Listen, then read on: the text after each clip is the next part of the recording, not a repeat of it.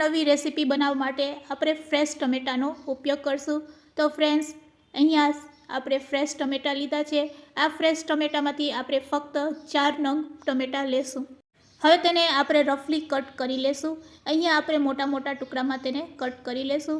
તેનો કોઈ ચોક્કસ આકાર આપવાનો નથી, બસ આ રીતે આપણે તેને રફલી ચોપ કરી લેશું। તો ચારેય ટમેટાને પહેલાં આપણે ચાકુથી આ રીતે કટ કરી લેશું।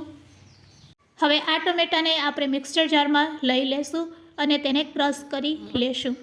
મિક્સર જારમાં ક્રશ કરી તેની આ રીતની પેસ્ટ બનાવીને રેડી કરી લેશું। તો ફ્રેન્ડ્સ, અહીંયા સરસ આપણી પેસ્ટ બનીને રેડી છે। હવે આપણે એક મિક્સિંગ બાઉલ લેશું અને તેમાં 1 કપ જેટલા આપણે પૌવા લઈ લેશું।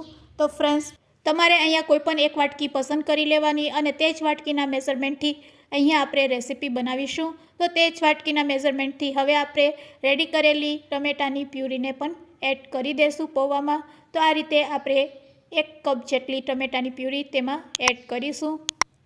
પૌવામાં ટમેટાની પ્યુરી એડ કર્યા પછી અહીંયા આપણે ચમચીથી તેને મિક્સ કરી લેશું। તો ફ્રેન્ડ્સ, આ રીતે કાચા પૌવામાં જ આપણે ટમેટાની પ્યુરી એડ કરશું અને ફ્રેન્ડ્સ, ટમેટાની પ્યુરીથી જ આ નાસ્તો ખૂબ જ ટેસ્ટી લાગશે। તો અહીંયા આપણું મેઇન ઇન્ગ્રીડિયન્ટ્સ ટમેટાની પ્યુરી જ છે।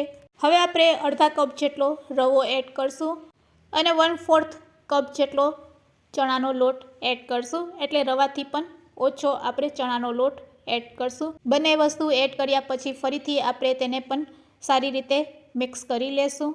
બધી વસ્તુ સારી રીતે આ રીતે મિક્સ થઈ જાય એટલે આપણે તેને ઢાંકી અને રેસ્ટ આપીશું। 10 મિનિટ આ રીતે ઢાંકીને રેસ્ટ આપવાથી રવો સરસ પલળી જશે। તો આપણે ત્યાં સુધી ચટણી બનાવી લેશું। ચટણી માટે અહીંયા આપણે 1 ચમચી જેટલો ગોળ લેશું। જે પણ વાસણમાં ચટણી બનાવવી હોય તેમાં આપણે ગોળ એડ કરી અને અડધા ગ્લાસ જેટલું પાણી એડ કરશું અને પહેલાં ગોળને આ રીતે મેલ્ટ કરી લેશું। હવે આપણે ગેસની ફ્લેમ ચાલુ કરીશું। ગેસની ફ્લેમ ચાલુ કરી પાણી ગરમ થાય એટલે તેમાં આપણે મસાલા એડ કરશું। તો અહીંયા આપણે મસાલામાં મીઠું પહેલાં એડ કરશું। તો સ્વાદ અનુસાર આપણે પહેલાં મીઠું નાખી દઈશું।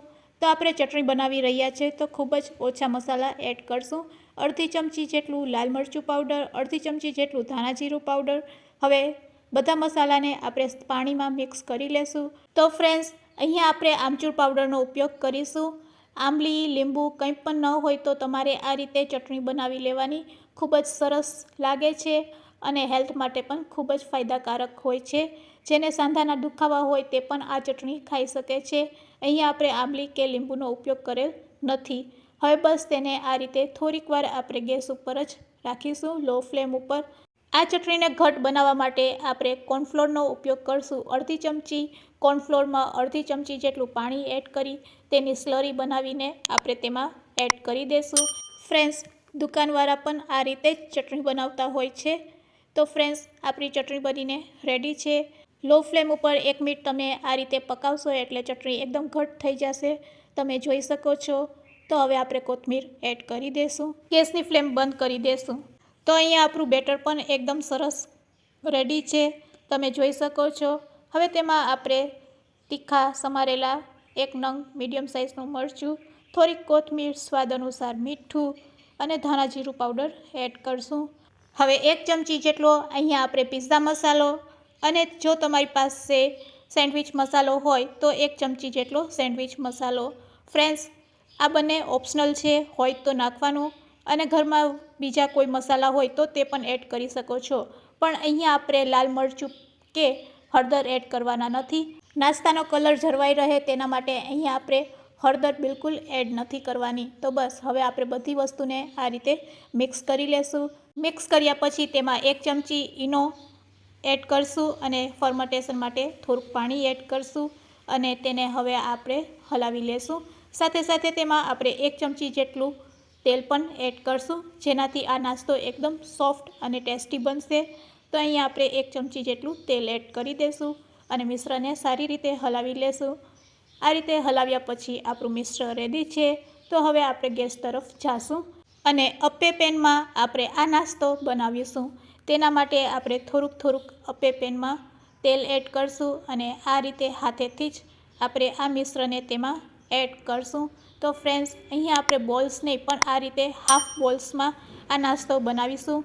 તો બોલ્સ બનાવીને તમારે હાથેથી દબાવતું જવાનું આ રીતે હાફ બોલ્સ બધા બનાવ્યા પછી તેના ઉપર આપણે ફરીથી ચમચીથી થોડુંક તેલ એડ કરી દઈશું અને તેને લીડથી ઢાંકી દઈશું. લો ફ્લેમ ઉપર જ તેને થવા દઈશું. 5 થી 7 મિનિટમાં આપણો નાસ્તો બનીને રેડી થઈ જશે. તો એક બાજુ સરસ પાકી જાય એટલે આપણે તેને પલટાવી લેશું અને બીજી બાજુ પણ તેને પકાવી લેશું. ફરીથી એકવાર પલટાવ્યા પછી તેને આપણે ઢાંકી દઈશું અને ફરીથી તેને ચેક કરશું. તો હવે આપણો નાસ્તો બનીને રેડી છે. તમે જોઈ શકો છો બંને બાજુ સરસ આપણા બોલ્સ પાકી ગયા છે. તો હવે આપણે તેને ડીશમાં કાઢી લેશું. તો અહીંયા સુપર ટેસ્ટી નાસ્તો બનીને રેડી છે અને આ નાસ્તો કેટલો સોફ્ટ અને ક્રિસ્પી છે તે પણ તમને બતાવવાનો પ્રયત્ન કરું છું. તો હવે તેને આપણે સર્વિંગ પ્લેટમાં લઈ લેશું. સર્વિંગ પ્લેટમાં લઈ અને આપણે રેડી કરેલી ચટણી સાથે તેને સર્વ કરીશું. ફ્રેન્ડ્સ, આ ચટણી સાથે આ નાસ્તો ખાવાની ખૂબ જ મજા પડે છે. હવે રેડી કરેલી ચટણીને આપણે કોથમીરથી ગાર્નિશ કરીશું. તો રેડી છે આપણો યુનિક નાસ્તો સર્વ કરવા માટે. ફ્રેન્ડ્સ, આજની આ રેસીપી તમને કેવી લાગી તે મને કમેન્ટ્સમાં જરૂરથી કહેજો અને રેસીપી સારી લાગી હોય તો શેર કરવાનું ભૂલશો નહીં. Thanks for watching. ફરી મળીશું એક નવી રેસીપી સાથે.